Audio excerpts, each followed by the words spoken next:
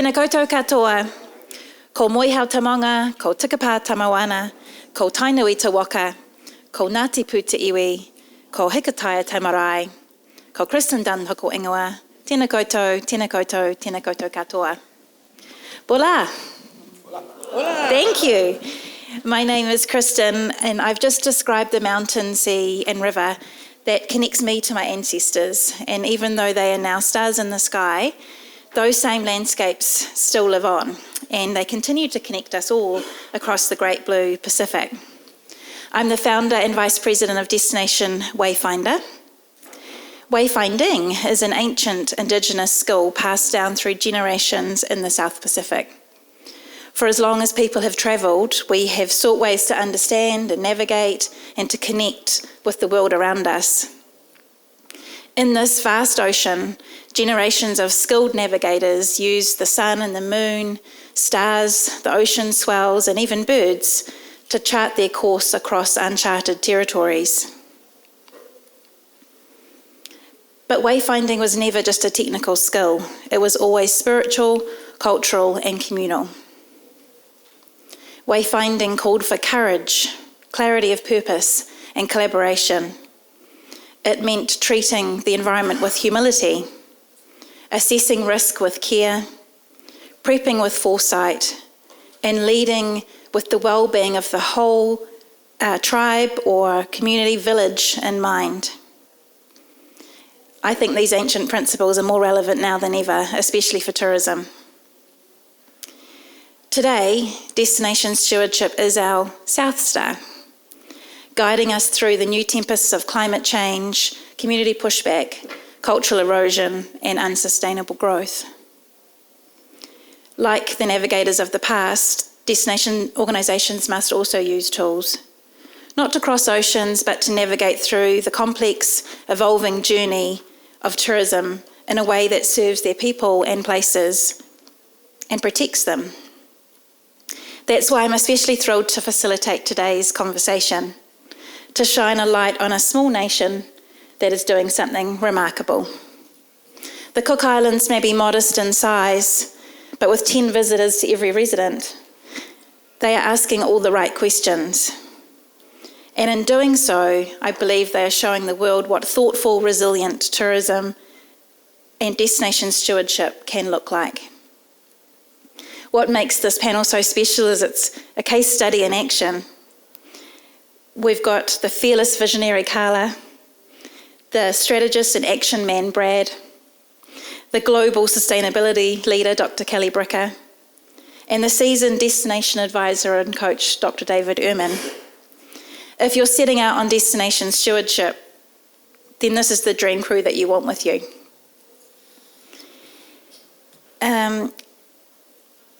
At Destination Wayfinder, we're proud to support the Cook Islands journey. We offer a modern-day navigation tool, helping destination organisations build clarity and confidence as they become better stewards of their place. For you to make the most of today's session, please head to slido.com and the hashtag GSTC2025. That's your portal to asking sharp, thought-provoking and difficult questions for my friends here. And the QR code will come up behind us for Snap Site, which is a really simple, innovative way to stay fully engaged with the session while someone else does all the hard work for you. So let's dive in and meet the crew. Kia orana. I'm not sure. I'm not sure that Karla needs any introduction. The Queen of Tourism in the Cook Islands. And your Ekatu? Ekatu. This, beautiful, gives it away. As CEO of the Cook Islands Tourism Corporation, and you're really the visionary for this work. I would love it if you would share, when did the idea of moving away from volume to values really kind of take root for you? Has it always been part of your cultural makeup, or was there a particular moment, an epiphany in the shower perhaps at 2 a.m. before a deadline, that shifted your thinking towards this concept of mana tiaki the Cook Islands? Yeah, thank you. The This idea of values versus volume really comes from the pioneering days of my parents. So I was raised in a tourism, at the beginning in the journey of tourism in the Cook Islands, where my parents were at the forefront of creating a tourism industry. And after 35 years of being in the tourism industry, investing, dedicating, and being the hosts and the biggest spiritual people for leading tourism, my mother walked away from tourism and never returned and said, "I'm done." And she had committed and invested her life in this, and that was the turning point when I realised that that cultural intrinsic value needed to happen. And that had always been played in the back of my mind, but the pivotal moment where it needed to take action was during COVID, when that same community sentiment started to rise. And people were saying, we love to share, and we love our mana tiaki and our cultural values, but we really need it to be, we need more. And that's when we turned the switch on and said, it's time to do something about it. Awesome. Brad is a fellow Kiwi, and like a Kiwi bird, you're one of a rare breed. You're a destination developer who's genuinely trying to flip the script. So moving from traditional destination promotion and development to destination stewardship. When did your mindset shift, and what does this mission mean for you personally? Kia ora everyone, Bula. Very privileged to be here, especially up on stage with some amazing humans first and foremost, so thank you very much. But yeah, that's a big question to kick things off, Kristin. So as sort of context, I came into the Cook Islands tourism sort of realm after COVID, and lucky enough to be able to write the Cook Islands tourism development strategy that it's sort of our the document that we've been using for the last couple of years. And I think the moment that I realised that we needed a different model, we needed a different approach, was when I started to really get to know the wonderful people, specifically of the Cook Islands broadly, but more specifically of the Cook Islands Tourism Corporation team, and started to get to know them more. And we're bringing, building the team. So we brought on these really passionate people that work hard, care, and challenge, but realising for me, seeing them kind of struggle because they were a little bit lost. They were sort of didn't understand, didn't know where things were heading and what their role was in terms of, and what tourism's role was in terms of helping the Cook Islands. Actually benefiting the Cook Islands. And I saw that we've got two divisions in the corporation. One's marketing, one's destination development or management, if you like. And they really were sort of just not fighting, but there was this massive tension there, moving in different directions through no fault of anyone. So yeah, in that moment it was two things for me. It was, okay, we need a unifier. We need a way to come together internally. And the second part of that was that realising kind of an extension of that is that the Cook Islands Tourism Corporation, and it's not blowing our own horn, but we're a high-performing government agency. But we can only do so much. And really, because we're only the only tourism people in town, throughout, for the last few years in particular, we've been asked to be doing more and more and more and more and more. And there's a limit to that. And so it was this realisation that this is bigger than tourism. We need an all of destination, all of country, all of stakeholder, all of government. Everyone needs to come together on this if we're going to actually make change. So anyway, that's me. Welcome. Dr. Kelly Bricker, you have a powerhouse resume, a PhD in Sustainable Tourism, Associate Dean of the Hainan, Arizona State International Tourism College, GST board member, of course, prolific author and a great thought leader for all of us, and also an absolute legend, still participating with a recently broken foot. Yeah. But in your resume, what caught my eye was Rivers, Fiji. and you and your husband run this business right here in the region. So I'm curious how that practical on-the-ground experience really plays out in your perspective, your global perspective on sustainability.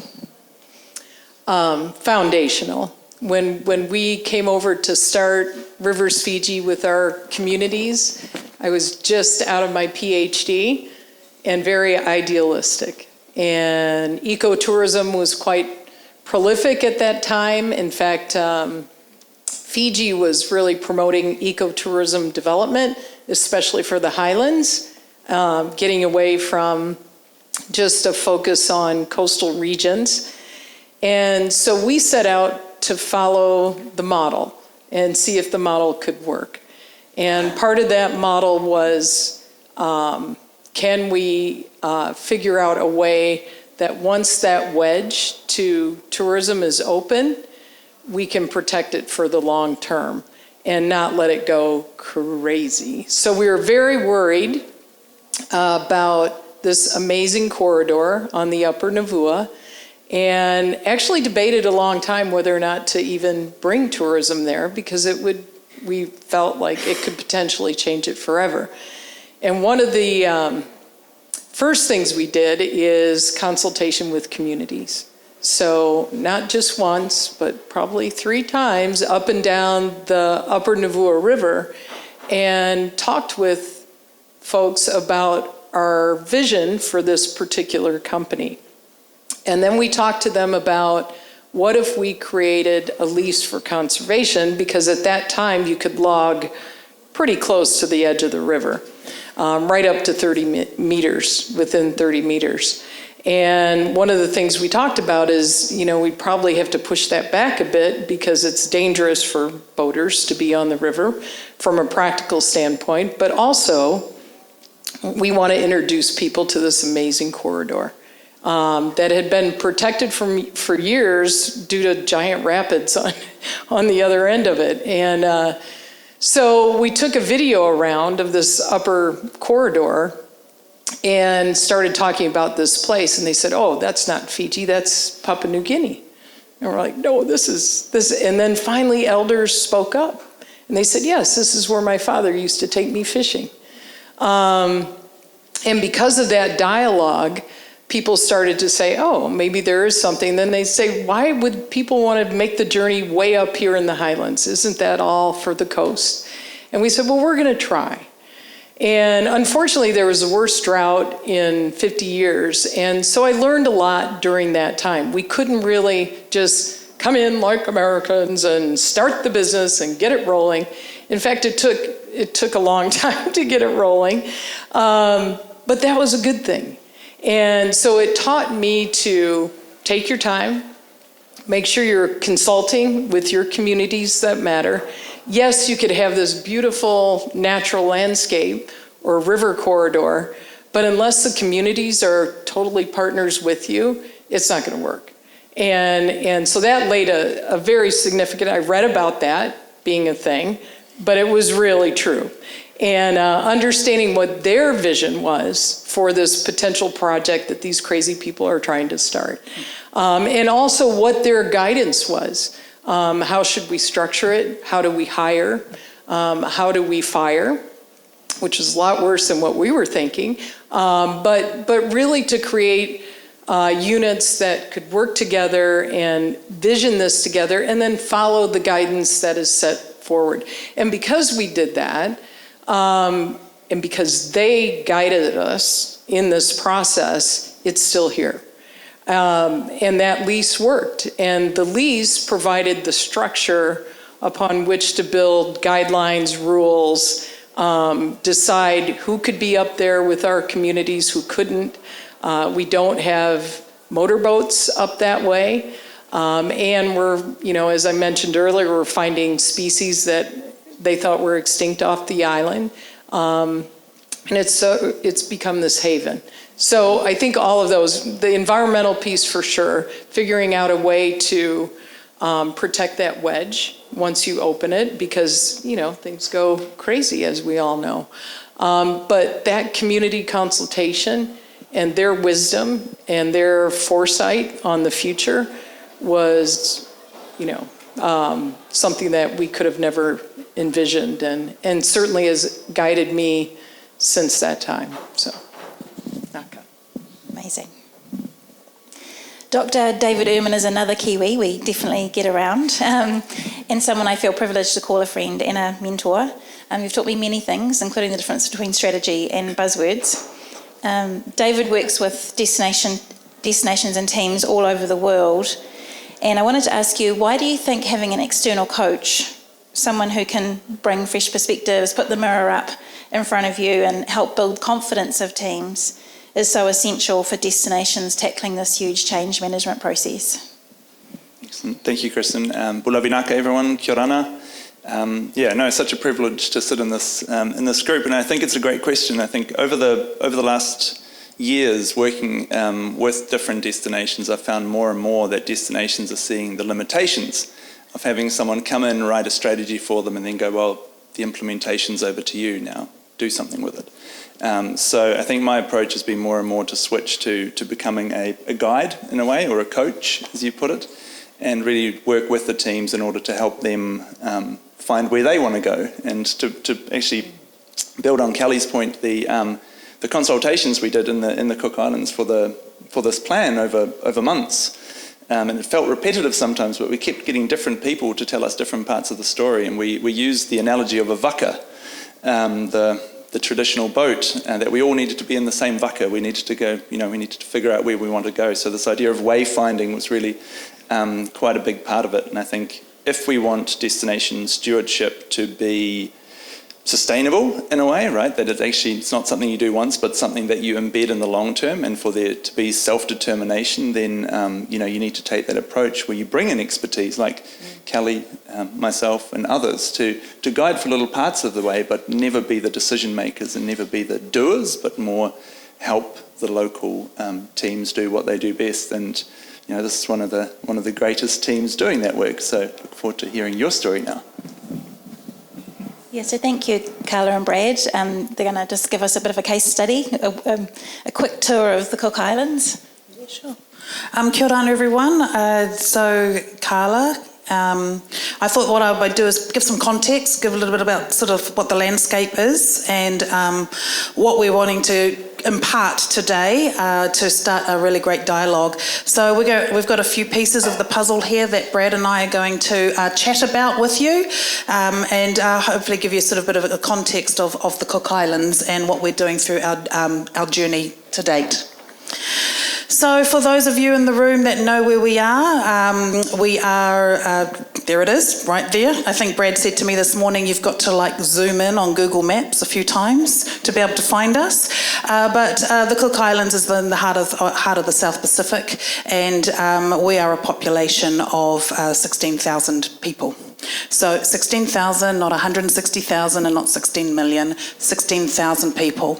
And we are an island country of 15 islands, and not every island is accessible by plane, but we do have a great connection. So you can see in the map there, we've got islands of the north and we have islands of the south, and Rarotonga and Aitutaki are our key tourism destinations. Rarotonga is our international hub, and it offers our international airport, and then beyond that we have domestic carrier that is able to take you through the islands. Across the Cook Islands, tourism is mainly dominant in Rarotonga and Aitutaki, and we see a spattering over the rest of the southern islands. The islands of the north are very remote, and geographically from north to south, every island is different in its geographical makeup, and of course the communities that are there as well have their own dialect and their own culture and their own values, and live in their own ways. And there are many islands that are untouched and remain untouched today. So to give some context, this is Rarotonga. This is the island that Brad and I live on. To get around the island, to give you an idea, it's 32 kilometres around. So So it takes you 40 minutes to get around the entire island. There are no traffic lights, there are no highways, there are no motorways, and we've just put in 2 pedestrian crossings and we have 4 roundabouts. So in terms of sort of the speed of our island, it's very casual. We apply a very casual approach to the work. Everybody lives on the exterior of the island, and the interior is relatively untouched because that's where we get our water. And so we have to keep that clean and pristine because it has to not only look after our community, but it has to also look after our visitors, and we'll talk about the numbers a little later on. But you can see that we are a volcanic island encircled by a coral reef, and not all our islands are the same. So geographically, we're all very different. Rarotonga is our international hub. 98% of all our visitors are holiday in Rarotonga only. No, that's not true. 98% of visitors arrive in Rarotonga and then venture out from there. But Aitutaki is our second most popular island. The lagoon is 12 miles long by 12 miles wide, 15 islands within the reef, and only inhabited by the main island where you can see the airport there, and all these islands remain uninhabited. Crystal clear lagoons all the way to the bottom of the white sand beaches, and a population of 1,500 people. On Rarotonga, the population is about 12,000, and then the remaining population is spread over the other islands. To give you a bit of a snapshot of tourism, and Kristin said earlier that for every resident we have 10 visitors. So the numbers become an important part of telling our story.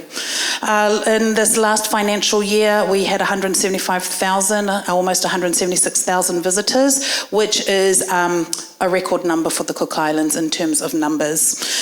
We have, you can see the market share there, and we're predominantly New Zealand business, have been largely because of our relationship, our political relationship with New Zealand. It's really important that New Zealand becomes a part of that. But we are now looking at ways in which Australia and the rest of the world can be a part of the tourism in the Cook Islands experience. What we have found really interesting in our visitor sentiment work is that our satisfaction rate, the willingness to return and the willingness to recommend have become constant numbers, and we have for a number of years now, probably even before COVID, that sentiment has stayed rather strong. So that gives comfort in the visitor experience that we have built along the way, because that's really important to keep that foundational space. Meet the team, guys. This is the smiling faces of Cook Islands Tourism. We are a team of 30, and as Brad said, we are split across 2 divisions. We have a marketing division, which has largely been our driver and our mandate, but over time, with Brad's leadership, we have grown and developed the product piece that we've been focused on recently, and these are the wonderful team members that help us with that and actually drive all of this. We have 3 offices. We have a main office on the main island of Rarotonga, which most of us are at. We have an office in Aitutaki, and then we have a third office in Achu Island, which has a population of 400 people, and Kelly and I have been to. We'll do our consultations, and we have representation offices around the world as well. So the Cook Islands Tourism Corporation, we're a statutory body, and our mandate tells us that we're a marketing first body, but you can see already from our vision and the statements that are within our act, gives us room to do a little bit of work around development, and so we are both a development body, primarily marketing. And so in the last few years, with the help of the team, we've really latched on to this development piece and just saying, okay, we're going to advance that, largely marketing machinery, but we're going to take that little opportunity and really drive it forward. And so Cook Islands Tourism starts this journey that is development and stewardship. What we have found over time is that, and Kristin said it earlier, is that our way of life and what we have learnt from generation to generation is in our DNA. To be wonderful hosts, to offer wonderful experiences, and to look after everything around us, the guardianship piece, is an intrinsic value for Cook Islands people. And it can be said across many different, across all destinations. So for us, our unique piece is what we call the Kia Orana values. And it is these three philosophies that we underpin all the work that we do. And in the last 15 years, we've really taken this and embraced it and used it across not just our marketing piece, but being able to embed it in some of the development work that we want to be doing. So on the surface, when you look at the numbers, business is good. The economic engine that is tourism for the Cook Islands remains an important piece of that work. We talk about our tourism intensity. You can see across the year where our visitation lands, and we talk about seasonality, and it's starting to level out a little bit more, but we can just see that there's a little bit of space left there between November through to March. And in the last 3 years, we've been able to really look at year-round business for the cooks, which is really important, because the next metric that I want to share with you is that tourism for the Cook Islands is 75% of GDP. It affects every man, woman and child, and really tourism is everybody's business. And we've really felt it during COVID when we had to close our borders and focus on the health of our people. And so when we start to look at visitation, ensuring that we have year-round business, that GDP piece really plays, it really helps to elevate and amplify the tourism voice. And that becomes important in the next steps that we have taken in the last 3 years. We talked about our visitor-to-resident ratio, 10:1. Yes, that is something that we could certainly unpack and unlock today, and it'll be part of our discussion a little later on. And then geographically, you can see that we are a small island in terms of land and a large ocean state. And so that adds another element or a dimension of complexity that we need to look at. We talked about where our visitors go, and Rarotonga and Aitutaki pretty much leads the way. So in a nutshell, we thought we would just summarise for you sort of the good, the bad and the ugly around tourism in the Cook Islands. And so, post-COVID, the visitor numbers have been good. We had a plan, and it was a very simple plan: planes, people, and product. And so, being largely remote in the middle of November, remember we've got to scroll in a few times on Google Maps. Access led the way in our recovery, so we had to go and find planes. We then had to go and find people to fill those planes. So that became the second piece of the work. And then the third piece of the work was product, making sure that those people on those planes had a product to come to and have a positive experience, having been closed for 2.5 years. And so that piece of work had to happen. We were in a recovery mode, but we also knew we had this opportunity to map the way forward. So we had to be doing both at the same time. Very low barriers to entry for tourism, and so this whole Cook Islands first approach is a very good piece of our tourism story. The bad in this work is sort of the over-reliance on the tourism economy, 75% of GDP. What does diversification look like? What are those policies to drive it? And how does tourism be a part of those conversations at the same time while understanding the imperative of tourism success? So this whole economic focus on tourism.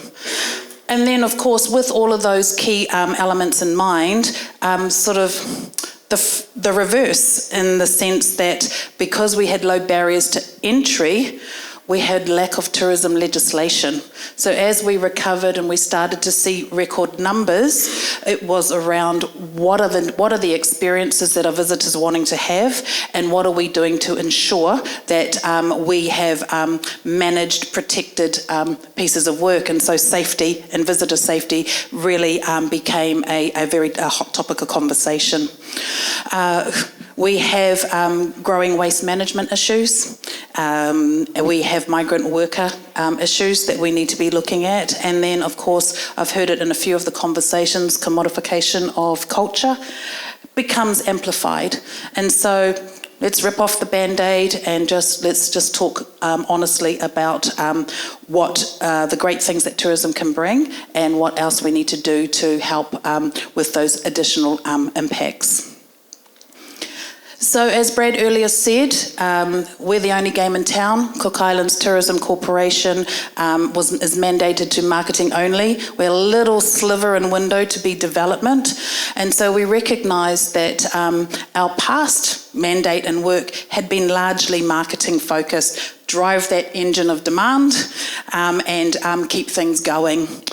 Pre-COVID, we started to see, the opportunity to shift a little bit and get a bit more balance, but it hasn't been until the last 18 to 24 months we were really starting to see what responsibility looks like and where our resources and our attention needs to be. And you can see here that balanced perspective becomes a core part of how our evolving role. So our journey, in a nutshell, was before COVID, we had already looked at sustainable tourism development policy frameworks and goals, and we were starting to step through that. Boom, COVID came and closed everything down. The hiatus for the Cook Islands was really significant. We lost 75% of GDP and really had to look at a way in which we would come back. But it gave us room to pause, and it gave us room to really think about what we needed to do next. And it was at that point where the voice of the community, and I said earlier, I grew up in a family and a household where tourism was pioneering. My parents were the front leaders. We were taught that this was the business and this is what we needed to do to keep visitors happy and keep visitors returning. And when my mother walked away 35 years later and closed the doors and said, I'm done, it really starts to make you think about it. And then when the community sentiment starts to come out to say, yes, we love visitors, we loved it, but we could be done. And then I realised then that this was the time that we needed to take action. And we can't take action on our own. We don't know how to do this thing, and we need help changing. And I think that was the first time we put up our hands and we said, okay, we need help. So the first step was finding somebody who was willing to help us, who was willing to share with us, and go from that. And found BK, my North Star, able to help us begin the journey. And he, through the process, helped to develop the very first Cook Islands tourism development strategy, and really started to take the concept and the idea and bring it to life for the cooks. So Brad, tell us more about what you did there. Thanks, Karla. Into me, I guess, and when I did enter, what I found was kind of this, and it's annoying me that the presentation's been corrupted a wee bit, but that's okay. It was a real conflict going on between, I guess, these insights that the community had gained from that forced break from tourism, that rediscoverment of some of the, I guess, more Cook Island-centric values and principles that they'd been forced to embrace again and really enjoyed, but with this economic black hole from 2.5 years of only having 25% of their economy active. And so it was an interesting situation to come into, because you have all these ideals and you have this sort of long-term vision that I think the majority of the community wanted to recognise they needed to head to, but you had this economic reality where all of your tourism industry were just trying to put bread on the table. So you had to be very careful with that. And as I said before, internally to Cook Islands Tourism, you had a couple of things going on. The corporation had actually taken a leading role in a lot of the comms rollouts for COVID. And so that had sort of naturally, organically, forced a reorganisation of the structure and the people within it. And then you had this imbalance or this tension between the marketing and the management side of things. So that's kind of what we went into. So through the Cook Islands Tourism Development Strategy, basically that was a chance for us to organise ourselves internally first. And that really was, at the time, restricted to the destination development team. And it didn't really have a lot to do with the marketing guys, to be fair, which was interesting, right? Because that was most of our effort. So, but it did highlight the fact that, okay, if we are actually going to move in some form of direction, we need to become united. And it says North Star there, but I like the South Star better. But we had to become united in our own vision and our own work first, and that's kind of where we started. And our Director of Marketing, Noylene, was very gracious in letting me kind of stick my nose into a bit of and scratch that itch of destination marketing and brand strategy that I hadn't done for a little while. So, almost immediately the conversation was all about sustainability and that sort of value over volume. But there was obviously some other reasons why, and I should say rationale, sorry, but if that's the only mistake, we're doing okay. There's obviously some other rationale and sort of value proposition that we looked at around this approach. So anyway, long story short, what we got to was love our little paradise. And we're very, very proud of this brand positioning. It was kind of looking in retrospect, it was kind of a business strategy in disguise. We sort of pitched it as a brand position, brand refresh, but really, for us anyway, our brand is our business is our brand. So if you start there, then you're kind of most of the way, right? So this next slide gives you a little bit of background about our sort of brand evolution, and I'm going to ask Karla to jump in here in a little bit, but you notice that it was only one little word. It went from love a little paradise to love our little paradise. Whole lot of interesting discussions around that on the background, but long story short is it just, with one little word, the whole ethos of the brand was transformed. So, but I'm going to ask Karla just to jump in with this other piece, please. Yeah, sure. So obviously, grounded again in understanding and recognising that the cultural piece, that we saw that there was value in already parables that we were able to discuss. And so, aka perepere ia tō tātou parataito, kia vai rupe te reira. And that's this really guardianship approach, in that if you look after our little paradise, she will look after you too. And that really goes back to this idea that nothing belongs to us. We're just guardians for the next generation, and that's what we learn as Cook Islanders, as Cook Islands people. And we just saw that they had just such great place in all of this, and sharing it with our visitors is a really important part of that as well.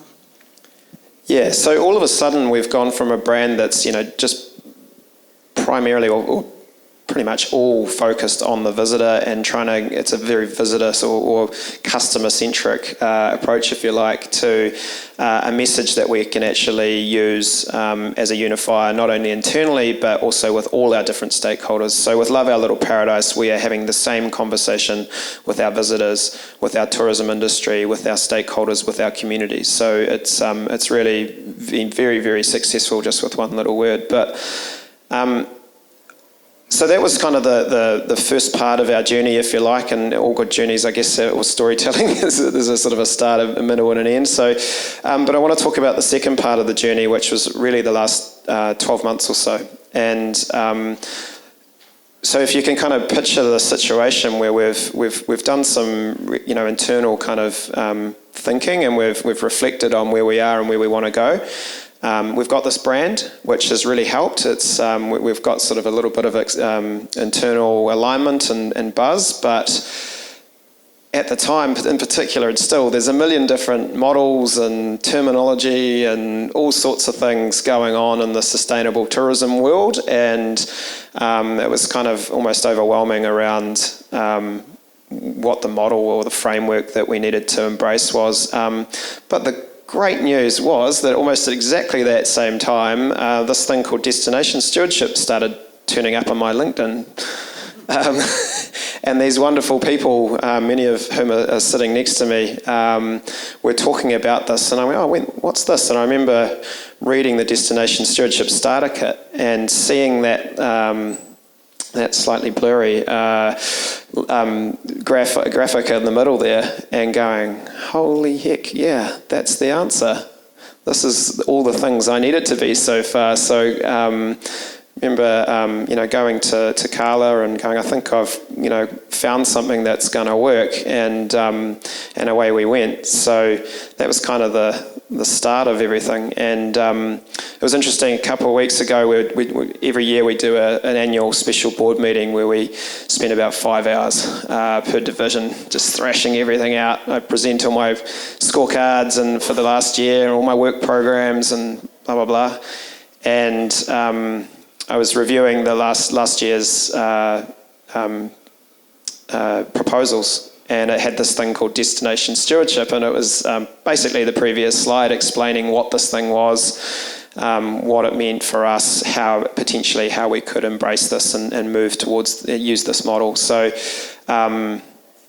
yeah, it was quite crazy. Often you sort of think that you're not getting anywhere, but I really recommend stopping and looking backwards, and just to keep that energy up and realise that you are actually getting somewhere, even if it doesn't feel like it sometimes. But anyway, I'm not going to go through the detail here, but I guess that was the kind of the kickstart, which was sort of July, August last year. Had been talking to David, Kelly was on the scene. We met here at Tourism Super Week here in Nandi. So I tracked her down and grabbed her and went, I need you. And away we went. So we joined the GSTC almost exactly a year ago. We were lucky enough to identify a donor partner, which has been really great. So that's cool. And then away we went, and David was, we made that decision that actually we need external perspective here as well. And so I'd kind of lost that over the previous 12 months. You kind of get ingrained into things. So we needed that external perspective. So away we went. Anyway, fast forward through this destination assessment, which was really important. I recommend taking that step. It's kind of confronting, and we discussed how honest and transparent we were going to be today, and there's a lot on the red, guys, in our destination assessment. It's not roses, and it's confronting and challenging, but it does kickstart good, constructive, hard conversations, but that need to be had. We then also signed up to the Wayfinder, so we found this Destination Wayfinder tool. I kind of had this moment where I was like, yeah, we've got the GSTC destination assessment, but that's a broad sort of generic approach to destination auditing, if you like, which it has to be.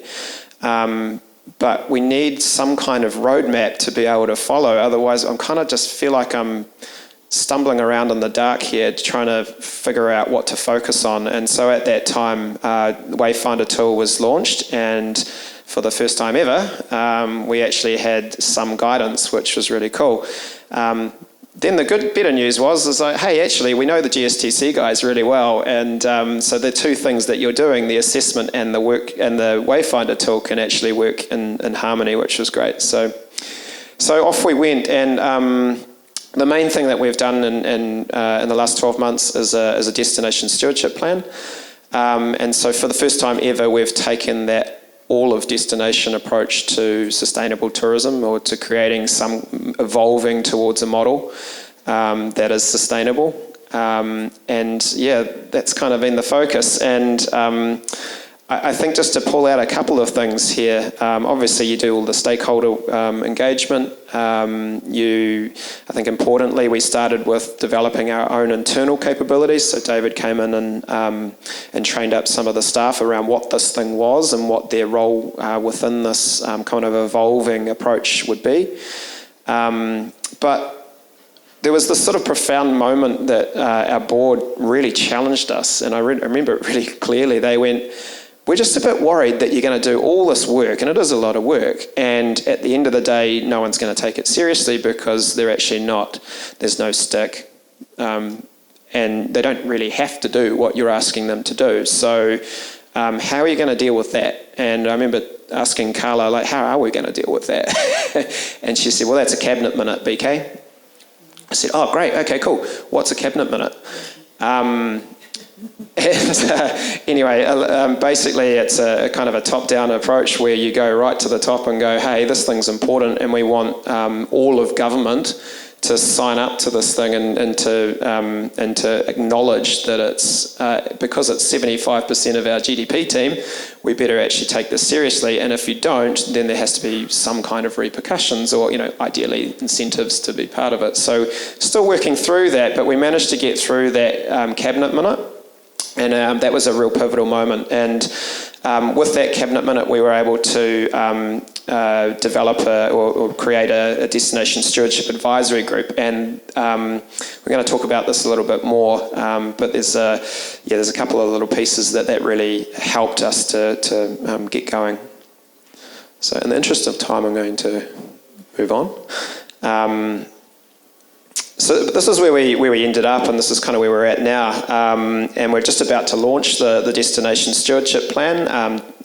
David here has been amazing in helping guide that work. We've actually got it's not on the slide, but we've got a project management unit which we've set up, which sits inside our office and works alongside us really closely, and I kind of report to me, but intentionally at arm's length of the corporation, because that's an acknowledgement that we need to be held accountable for what we're doing. So we can't we can't manage ourselves or be accountable to ourselves. So it's worked really well. You can see on the right-hand side there how it's kind of how we've structured it, and that was through a lot of kind of discussion and a little bit of trial and error and everything. But if I just quickly sort of work through it, so obviously we've got our kind of broadest stakeholders at the bottom there, which includes a whole lot of obviously our community and our industry and everything like that. But the way we structured our approach, our engagement, was based on the 4 C's well, you can see them there, but commerce, community, culture, and conservation. And we made the conscious decision right from the start that we don't want to be the leaders within these pillars or these wellbeing pillars. We've already got really amazing people doing amazing things in this space, and we want them to lead. We want to enable them. So we partnered with 4 other government ministries, and we went, hey, we need you to champion this for us within your stakeholder group. And that's been a challenge. I was just talking before, we started from, why am I here? Why are you talking to me? To 6 months later, some really excited people, because they understand now that tourism is that enabler that might be that force for good, that change. They then inform the Destination Stewardship Advisory Group, which is really high-level decision makers. So we've got like Solicitor General, the head of the Ministry of Finance, head of our infrastructure corporation as well. So a whole lot of people there. You can see some of them. And ultimately they report to we've got our Associate Minister of Tourism chairing that group, and ultimately they report to the Minister of Tourism. So yeah, that's working really well. It's both a top-down and bottom-up kind of engagement communication tool, which is cool. So on the left-hand side, you can see how it all kind of fits in with the strategy side. But I would like to open the floor up to the other guys. I always talk too much in these things. Around any other comments with this slide in particular, because this is kind of the guts of it. Brad, thank you. I just really wanted to acknowledge the work that you've done. There's a study that's just come out recently called Destination Forward, and it was done with George Washington University, actually, and Coraggio Group, which is a sister company of ours. And I quote from that study that looked at 35 destinations in the US who were aiming to implement destination stewardship. And it says, bold vision is often there, but operational clarity, funding and authority are missing. Implementation lags behind intent, and long-term investment tools are underdeveloped. So I think what you've presented here today, the both of you, and I know there's so much more detail to it, you're also very modest about where you're at in the journey, that you're at the beginning of a very long journey. But from the outside, you're evolving your destination really rapidly, actually, and investing in these roles in order to really broaden your horizon and your mandate. Driving government policy, not just working within it, really tracking your implementation milestones so that everyone can see that progress, including us, so that's no small feat. I've got a couple of questions to start us off, but please do add your questions into Slido. You're in the orchid room, if you're wondering, and I'll definitely be sharing those too. Yeah, sorry, Kristin. Just to wrap up, because I did say there was 3 parts of my the journey, and I did want to just pause on that one, but just to finish it off really quickly. So where we're at now, we've got we're about to launch the stewardship plan, which is great. But importantly, we've got these are some of the other really important pieces of the puzzle, and we've got this marketing strategy, which is just launching now. And the marketing team, I get goosebumps when I start talking about it, because they were in the trickiest position. I really felt for that team because they were getting pulled in all sorts of directions, and it was easier for my team because they'd kind of been focused on this work for a little while. But the poor marketing guys were really caught in the crossfire, and the strategy and the program of work that they've put forward for the next financial year a couple of weeks ago really amazed me and inspired me, and it's really, really cool. So we are united, which is great. And I just a quick shout out for the first time. We've got a framework to be able to actually manage and track and sort of guide where we're going with all this. But I just wanted to jump into really quickly where we're going next, because the last part of this is actually the hardest, which is doing the doing, right? And we've got a whole lot of stakeholders and delivery partners that have been identified, but now's the time where it actually matters, and that's kind of where we're at the moment. And it's about actioning this stuff, and so that's with the DSP itself, but also and that kind of. There's multiple elements of that. One being, how do we apply it subnationally? So our part inua, how do we develop tourism development plans and roadmaps that align with this sort of umbrella approach?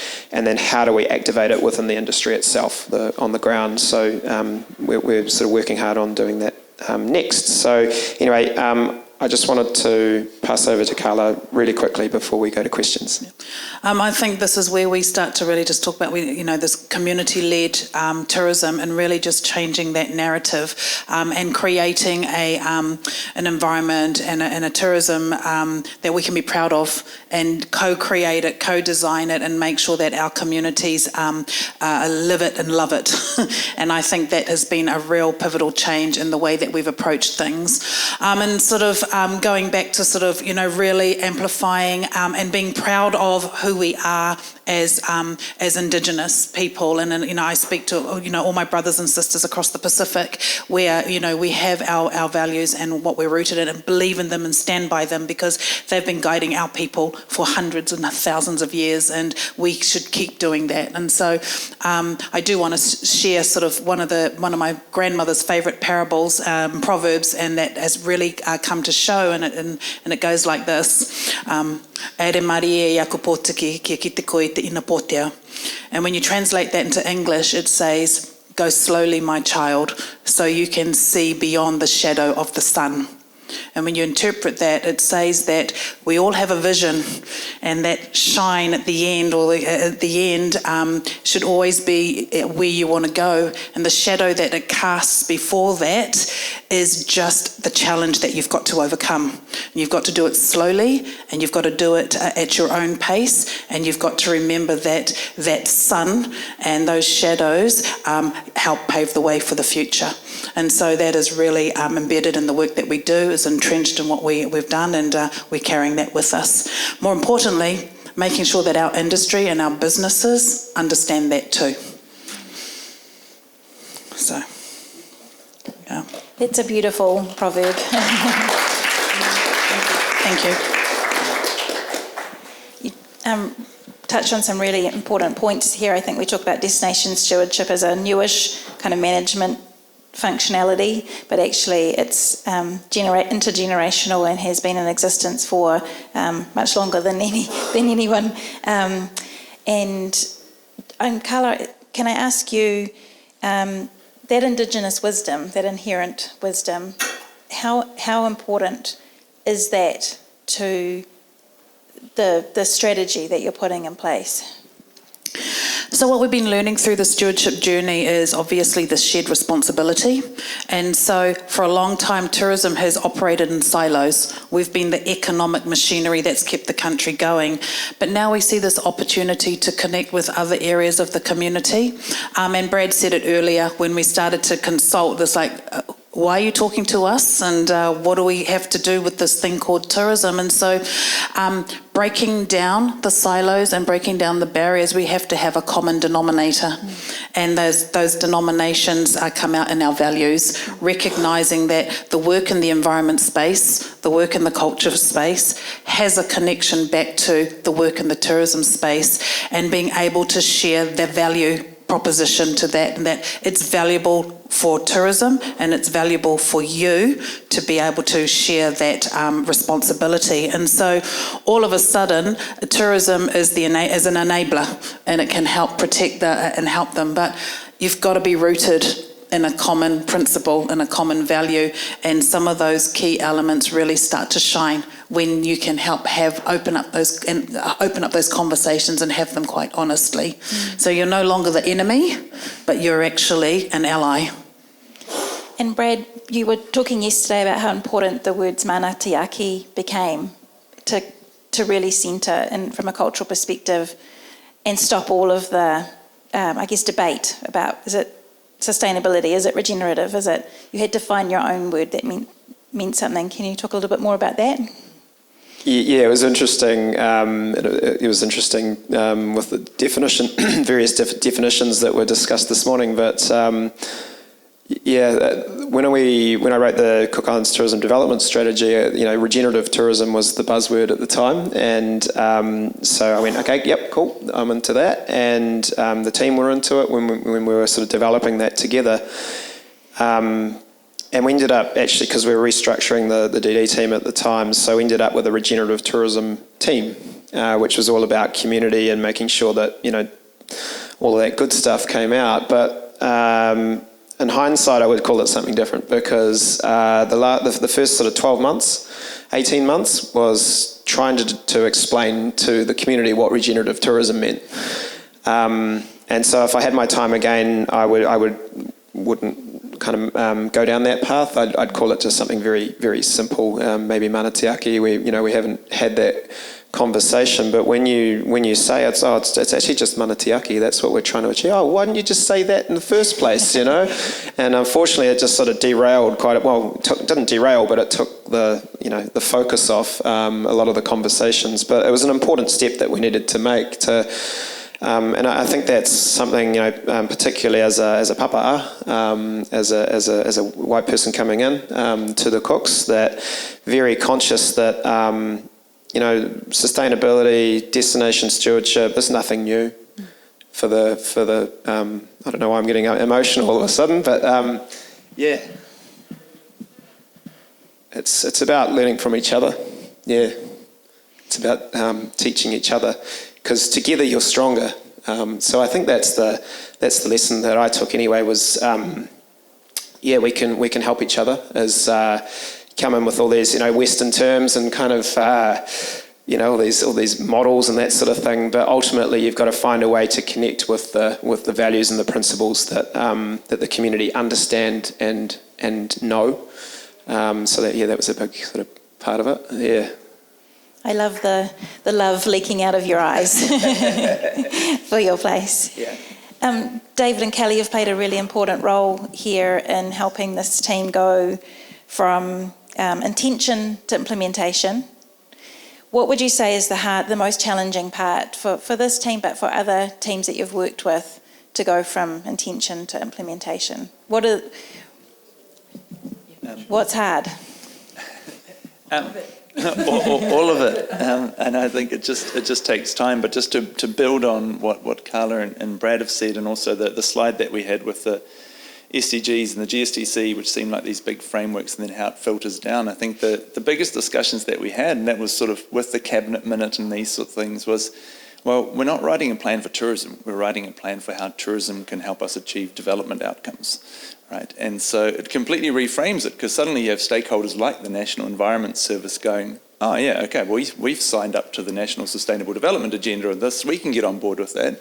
We don't know what we've got to do with tourism, but we're all on board for these bigger goals. So if you can frame tourism more as a tool, and you said as an enabler, right? I think that opened up a few discussions where suddenly people go, oh yeah, okay, so we can work together in order to do this. Tourism can help us with this, or we can help tourism actors with this. And so setting that bigger goal was a big part of the discussion the first probably 6 months. And when our pillar leads and the advisory group got that, then we started having really interesting discussion. They were like, okay, so you're not expecting me to do something different, but just use my mandate, if I'm the Minister of Finance or et cetera, to help you do, or help the Cook Islands do this. So I think that was one of the biggest reframes, and that unlocked a few things. And I guess, Kelly, your work with the Destination Assessment was kind of some of the baseline for that as well, right?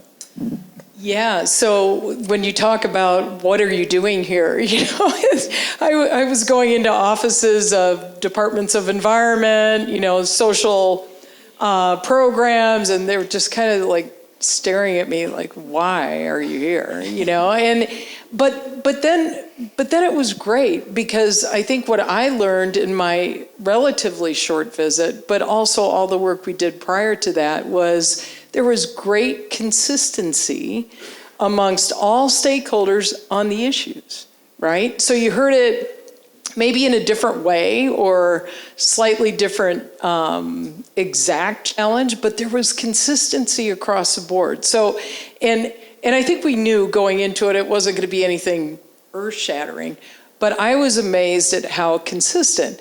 And then I think the challenge, at least for the destination assessment, was trying to have people understand why tourism matters even in their world. And, kind of pushed off meetings and really didn't want to talk to tourism people. But then I think eventually, after we had some conversation, we had some really good conversations. So it felt like things were starting to break down, like those barriers and silos. So, yeah. Maybe if I can add one thing to that, because that's exactly it. Across all the consultations, the problems were known.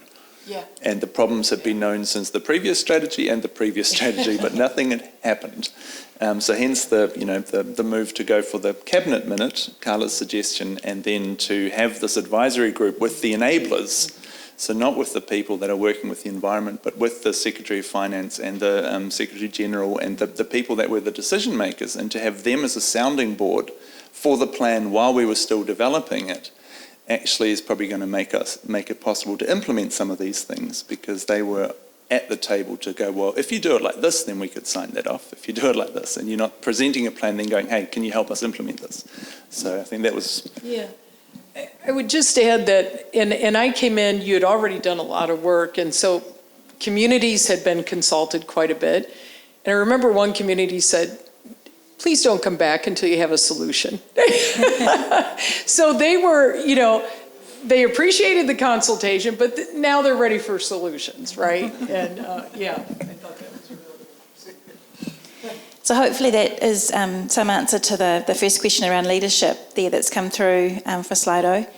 We'll just take the next top one then. Do all South Pacific countries need to readdress the legislation focused on NTOs from marketing to a broader mandate? And is that something that SPTO could be a driver of?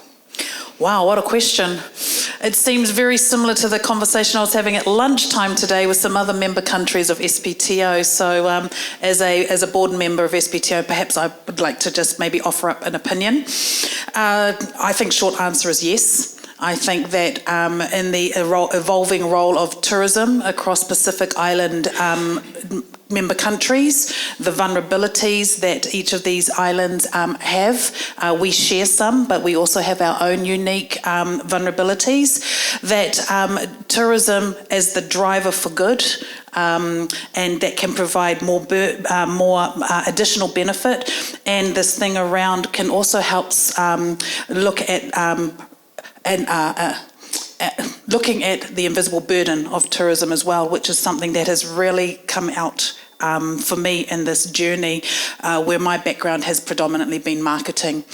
So I think the short answer is yes. I think that if SPTO has a role to play, could have a role to play in looking at expanding or evolving NTO roles and the legislation that comes with it. And I think that the first real step, and we talked about it, there were 3 island countries that we were talking at lunch, and just the role policy has in this, and the Cook Islands approach to, so we have the big problem across the Pacific, I'll talk about Cook Islands. A big problem in the Cook Islands is that our legislation and our policy, we don't have the resources to keep them updated, to keep them relevant.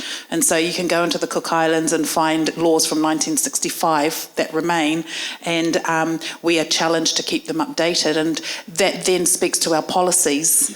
And so the Cook Islands approach to this is that we don't need individual policies because that builds barriers. We need cross-sectoral policies. And so I'm a big advocate of having a tourism and environment policy, a tourism and social welfare policy, as opposed to having them separated. And I think that's going to help us speak to what legislation we need to drive first. And I think that across our member countries, if we have conversations with them, that this could be a really good role that SPTO can drive for the region.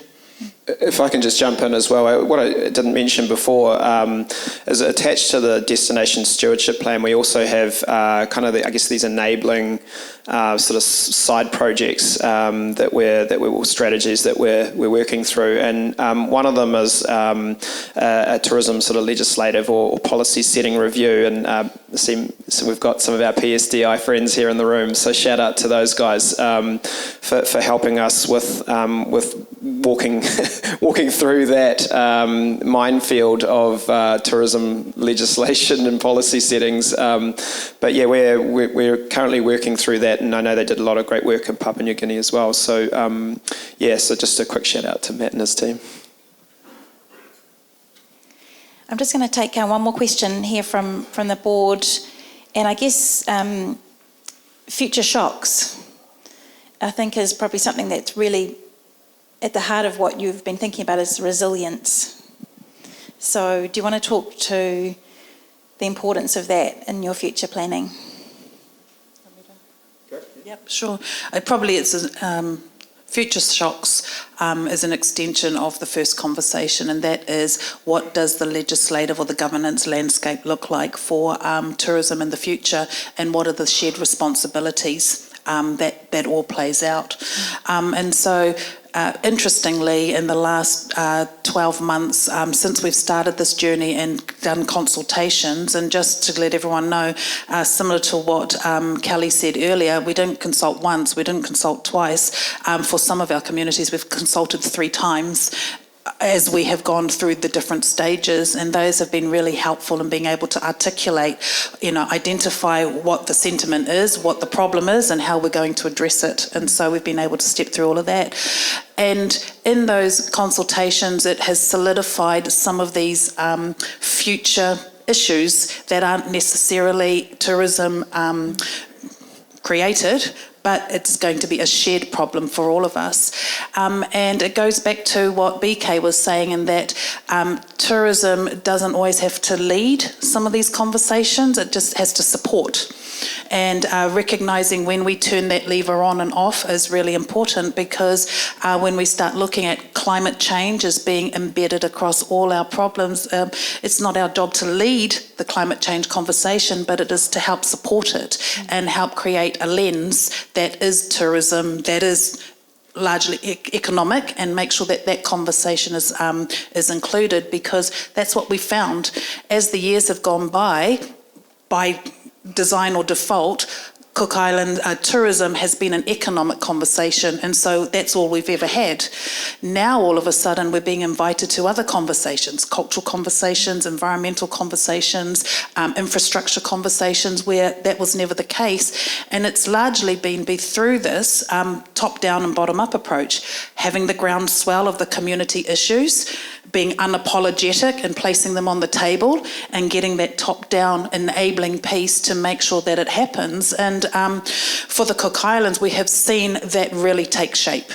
We have seen it really gain momentum and create advocates for this. And so those future shocks and those future issues are now no longer isolated. They are now shared conversations looking for a shared solution. Awesome. I think that's a lovely place to end. So thank you all for being on the panel, and particularly to Karla and Brad for sharing your story and journey. I like, Brad, on the slides how it was a journey line, up and down, up and down. So thank you for your attendance and your questions, and please enjoy your coffee break. Now the next session starts at 4 p.m.